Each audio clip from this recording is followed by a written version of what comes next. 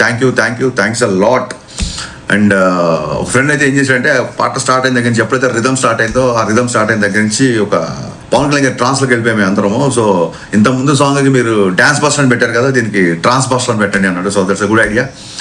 So ఈ పాట పవన్ కళ్యాణ్ గారి వ్యక్తిత్వానికి కొంచెం పర్సనల్ యాటిట్యూడ్కి దగ్గరగా ఉండడంతో కొంతమంది కొన్ని ఇంట్రెస్టింగ్ కన్సర్న్స్ రేస్ చేశారు. ఒకళ్ళు ఇద్దరు చేస్తే నేను వీడియో చేసేవాడిని కాదు, చాలా మంది అడిగారు.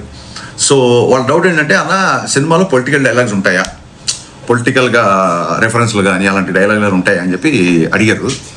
సో ఈ విషయంలో క్లియర్గా చెప్పాల్సింది ఏంటంటే డే 1 నుంచి పవన్ కళ్యాణ్ గారు సినిమాలాగా, సినిమా అంటే వినోదం, సినిమా వేరు పాలిటిక్స్ వేరు అనేది ఆయన డే 1 నుంచి మాకు అందరూ క్లియర్గా చెప్పారు. ఆయన కూడా అదే ఫాలో అవుతారు. అందుకే చూడండి, సిద్ధాంతపరంగా విభేదాలు ఉన్నా సరే పవన్ కళ్యాణ్ గారు వకీల్ సాబ్లో కానీ ఓజీలో కానీ ప్రకాష్ రాజ్ గారితో యాక్ట్ చేశారు. ఎందుకు యాక్ట్ చేశారంటే ఆయన పాలసీ పరమైన పోరాటం తప్ప పర్సనల్ పరమైన పోరాటం, పర్సనల్ అటాకింగ్ ఆయన ఎప్పుడేం చేయడు. సో ఆయన డే 1 నుంచి క్లియర్గా చెప్పాడు, హరీష్ మన సినిమాలో ఒక డైలాగ్ కానీ, ఒక సన్నివేశం కానీ, లేదా ఒక రెఫరెన్స్ కానీ ఏ ఒక్క వ్యక్తి చిన్న పుచ్చుకల్లా చేసినా, ఏ ఒక్క వ్యక్తిని కొంచెం ఇరిటేట్ చేసినా, ఏ ఒక్క వ్యక్తి తప్పుగా ప్రొవోక్ చేసిన, the whole purpose of cinema అంటే వినోదం, the whole purpose of cinema will not be served, అలాంటివి చెయ్యొద్దు అన్నారు.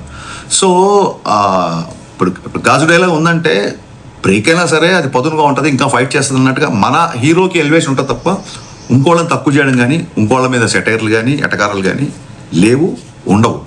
అంటే రీజన్ ఏంటంటే సింపుల్ థింగ్, ఆయనకి అన్ని పార్టీల్లో ఫ్యాన్స్ ఉన్నారు.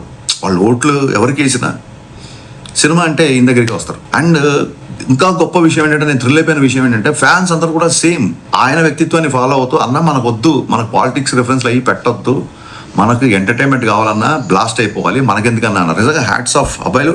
నిజంగా కళ్యాణ్ గారిని ఫాలో అవ్వడం అంటే ఊరికే ఆయన స్టైల్నో స్వాగ్నో కాకుండా ఆయన వ్యక్తిత్వాన్ని, ఆయన బలమైన సిద్ధాంతాన్ని ఫాలో అవుతున్నారు. నేను ఆ విషయంలో నేను చాలా థ్రిల్ అయిపోయా.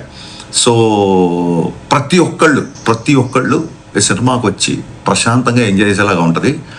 సో ఏ ఒక్క వ్యక్తినో, ఏ ఒక్క పార్టీనో, ఏ ఒక్క వర్గాన్నో చిన్నపుచ్చుకోలా కానీ, కించపరిచేలాగా కానీ, వెటకారపు ధోరణులు కానీ ఎక్కడా సినిమాలో ఉండదు. అందరూ కలిసి ఎంజాయ్ చేయాలని ఈ సినిమా యొక్క ముఖ్య ఉద్దేశం.